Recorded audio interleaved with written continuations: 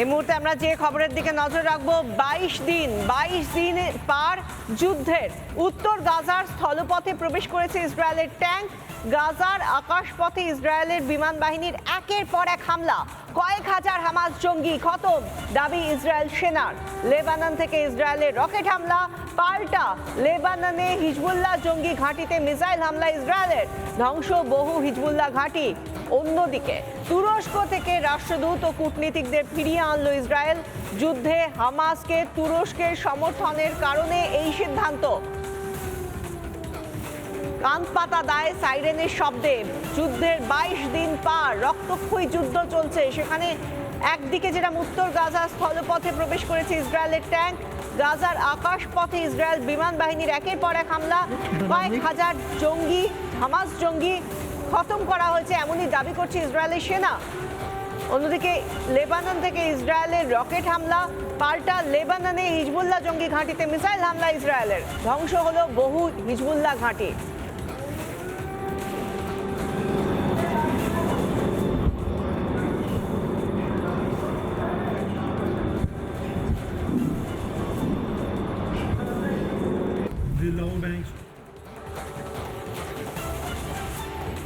কখনো দিনের আলোয়, কখনো রাতের আঁধারে নাগাড়ে চলছে বোমা বর্ষণ, রকেট হামলা, ড্রোন হামলা।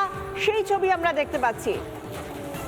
আকাশপথে কিভাবে হামলা হচ্ছে, লেবানন থেকে ধেয়ে আসছে আকাশপথে রকেট, কোথাও ড্রোন হামলা চলছে, পাল্টা লেবাননের দিকে ইসরায়েলের হামলা, লেবাননের ইসরায়েলকে লক্ষ্য করে হামলা।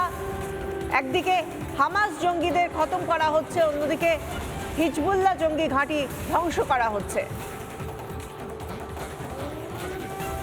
একমাত্র রিপাবলিকের প্রতিনিধিরা লাগাতার যুদ্ধের প্রথম দিন থেকে এখনো পর্যন্ত মাটি আঁকড়ে পড়ে রয়েছেন এই যুদ্ধক্ষেত্রে। আমাদের প্রতিনিধি গুরসিমরত তিনি রয়েছেন সরাসরি এই যুদ্ধক্ষেত্রে, সেখান থেকে তুলে ধরলেন কি প্রতিবেদন দেখব।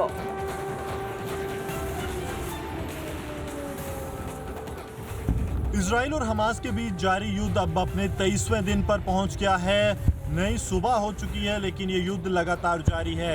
कल देर शाम जो प्रेस कॉन्फ्रेंस की गई है उसमें इजराइल के प्रधानमंत्री बेंजामिन नेतन्याहू ने एक बात साफ कर दी है कि अंतर्राष्ट्रीय समुदाय के दबाव के बावजूद भी हमास के खिलाफ इजराइल की ये जंग जारी रहेगी। और लगातार आप देख सकते हैं ये पीछे का इलाका अंधेरे के कारण मैं विजय से कहूँगा कि अगर कुछ पॉइंट्स दिखा पाएँ तो वो जो टावर्स आपको दिख रहे हैं ये बॉर्डर फेंस है, जहाँ पर आपको लाल लाइट्स दिखाई दे रही हैं। ये वो इलाका है जो इजराइल और गाज़ा को अलग करता है, यानी कि सरहद है। और इस सरहद पर आप लगातार देख पा रहे होंगे कि किस तरह से लगातार ठीक उस सामने के इलाके में जहाँ पर हमास के बताया जाता है कि कहीं कमांडर्स हैं, वहाँ पर टारगेट किया जा रहा है। और टारगेट करने का मकसद बिल्कुल साफ है कि जल्द से जल्द हमास का जो पूरा इकोसिस्टम है उसे निस्तनाबूद किया जाए, क्योंकि ये पूरा इलाका जो है वो हमास के आतंकियों का गढ़ माना जाता है। यहाँ बड़ी तादाद में हमास के आतंकी मौजूद हैं। और जैसे मैं और आप बात कर रहे हैं, इस बीच आप देखेंगे तो लगातार बड़ी आवाज़ें आपको सुनने को मिलेंगी।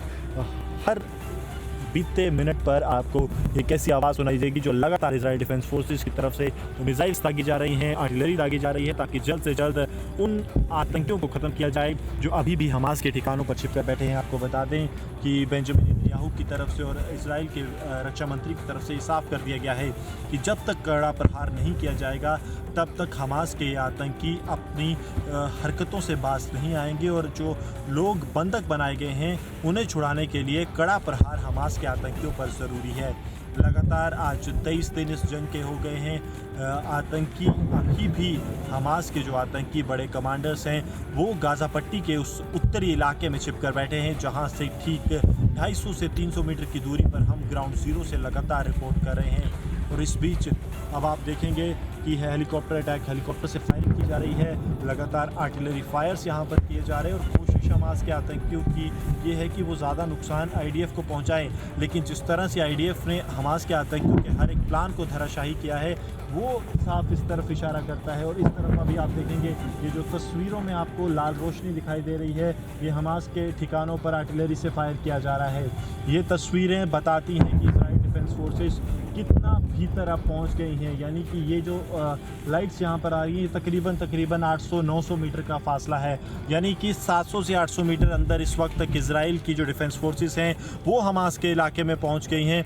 और इनकी कोशिश उद्देश्य है कि लगातार इस इलाके में पहुंचकर पूरे इलाके को साफ किया जाए हमास के आतंक से और जल्द बड़े कमांडर्स जो हैं वो मारे जा सकें।